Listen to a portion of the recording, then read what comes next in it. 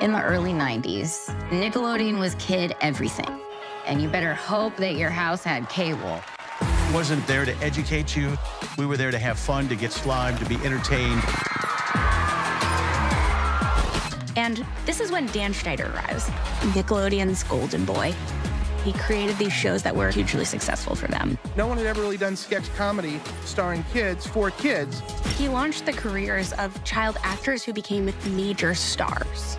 For 20 years, he shaped children's entertainment and culture. Thank you for being here. But that marked one of the darkest chapters. Working for Dan was like being in an abusive relationship. Dan's treatment of people on his shows was an open secret. So my lawyer filed complaints, gender discrimination, hostile work environment, harassment, and it was so devastating. How safe can any kids be in that environment? There would be even bigger problems down the line with actual pedophiles on set. These are 3 predators who worked at Nickelodeon, all in a short amount of time. Hey guys, we're ready for you. It was a toxic environment. It made me trust people less. We were there for so many hours. You get comfortable with people until you're not.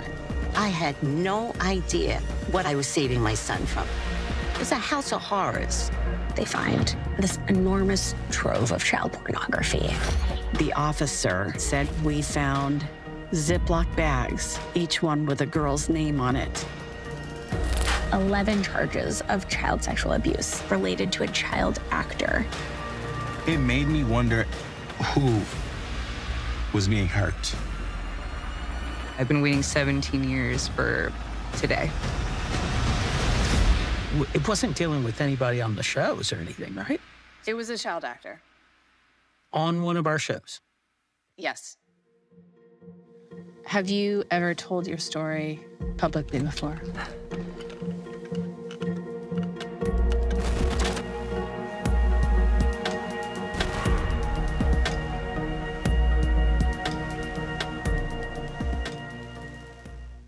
What is going on, everybody, and welcome back to another episode of Izzy Reacts. And I have to warn you, man, today's episode is gonna be a little bit heavy because I'm gonna be talking about the documentary Quiet on Set, the dark side of 90s kids television.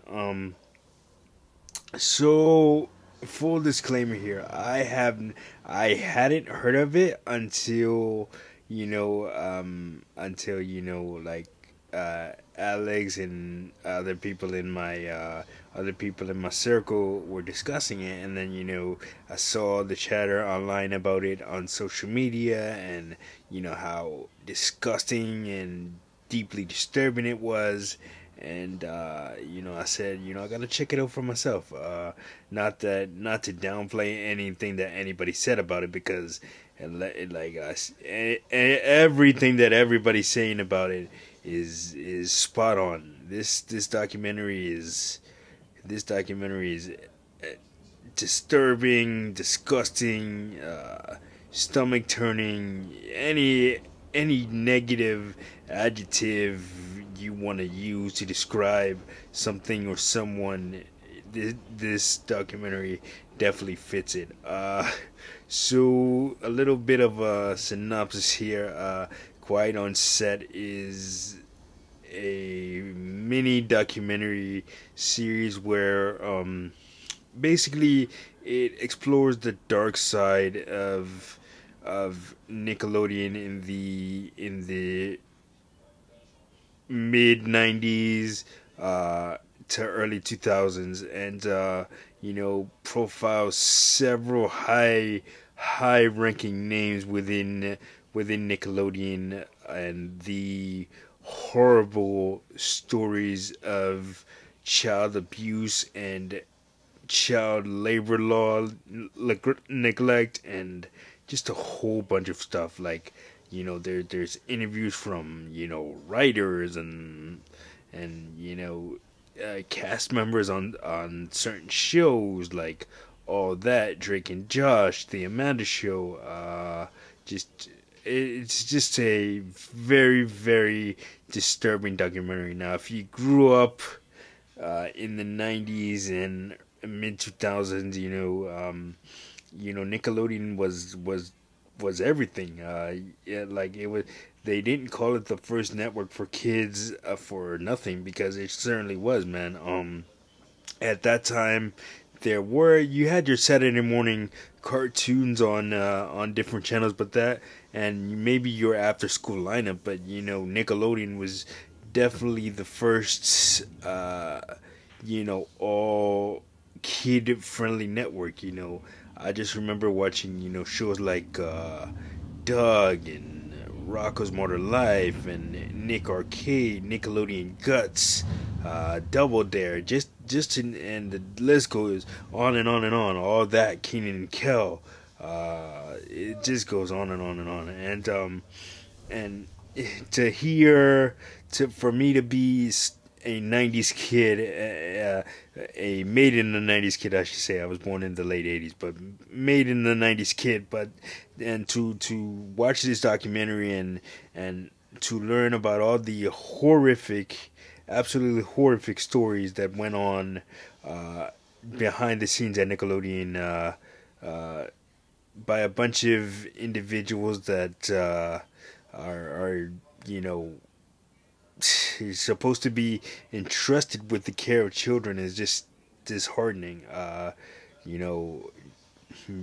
Dan Snyder, Brian Peck, I forgot the other person. Jason, I know his first name was Jason, but I forgot his last name. But my God, the things that was said by these cast members and women's writers and stuff like that. It's just it's very, very disheartening, and all the sexual innuendo jokes and all the treatment of some of the children. It's ridiculous. I'm not even gonna go into it, man. You just gotta watch it to see for yourself. It's just disheartening, and I could not imagine having a kid and bringing them wanting to be a child actor, especially on a network like Nickelodeon, which like I said was geared toward kids, and that's what it was made for.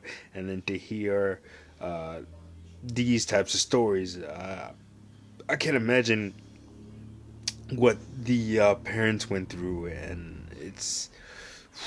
And I don't know. It took a lot of guts to sit in front of a camera, a bunch of cameras, and just let their stories out, and it's disturbing, man. I guarantee you'll never look at Nickelodeon the same way again after watching this. Damn, it's just so difficult to hear those stories of you hear it's not like this is anything new. I mean, child stars go through so much, and a lot of the times when they're adults, it's either hard for them to find work, or they're having money troubles or financial troubles, or they deal with alcohol and substance abuse. But that is the toll that this industry takes on you mentally, man. Having been an actor myself, I haven't gotten to the level that these kids have gotten, but I definitely can sympathize with the long days and the grueling shooting process. It's so difficult, and it takes a lot to deal with everything that comes with the industry. Sure, the fame and fortune is great, but are you ready to deal with everything that comes with it? I don't wish that even on my worst enemy would happen to some of these kids, especially the Drake Bell episode, man. Whew. You want to talk about almost you know, regurgitating. It's ridiculous. And then the episode after that, the finale episode where they talk about Victorious and iCarly and Zoe 101 and all those, and the sexualization of young, very, very young females. It's disgusting. Man, but if you, like I said, I gotta warn you, if you're gonna watch this at your own risk, because like I said, if you're a 90s kid like I am, you'll never look at Nickelodeon the same way again. But anyway, yeah, Quiet on Set is available now on Max. You can definitely check it out. And you know, if you have seen it, let me know what you guys think down in the comments. Anyway, like, subscribe, share. Don't forget to hit that notification button so you don't miss a video. And I will see you guys on the next episode of Izzy Reacts. Peace.